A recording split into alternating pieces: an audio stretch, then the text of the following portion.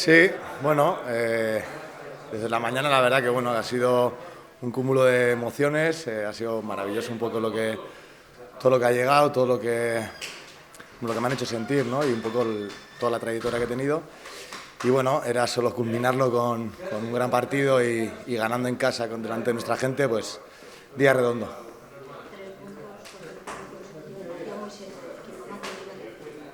Sí, lo he hablado encima antes del partido, que bueno, llevábamos desde la temporada pasada no habíamos conseguido hacer 4 victorias consecutivas, lo hemos conseguido, siendo un equipo sólido. Es verdad que teníamos un rival enfrente donde nos ha puesto las cosas difíciles, pero volver a ganar en casa, dormimos líderes, pues bueno, maravilloso. Esto sigue, es verdad que cada vez queda menos y el equipo está en una dinámica muy positiva.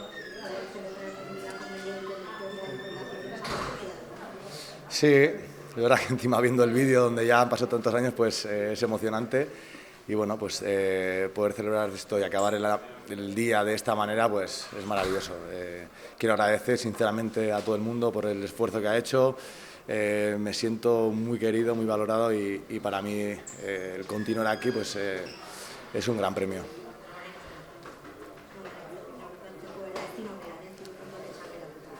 Bai, bueno, sensazio oso politak izan ditut egunean zehar, momentu oso berezia izan du da gaurkoa, eta bueno, ja goiztetik hasita, ez dakit bi horrekin, emozioak izan dira, eta bueno, eguna borobiltzeko, 3 puntuak hemen gelditzea gure afizioaren aurrean, oso polit izan da.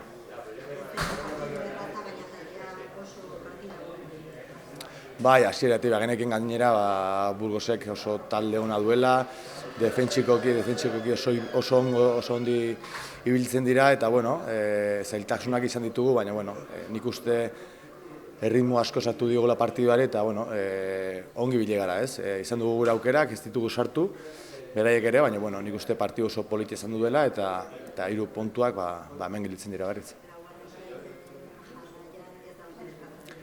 Ez, lehenengo aldia izan du da lortu duguna, ez? 4 garaipen segidan izatea.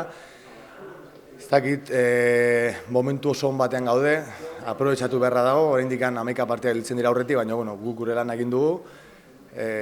Gaur lehenengoa gora, oraintxe bertan lehenengo postuan gaude, eta bueno, jarraitu beharra dago, esan dudan bezala, eta bueno, espero dugu hor jarraitza eta hurrengo astean berriz 3 puntua lortzea. Eskerrik asko.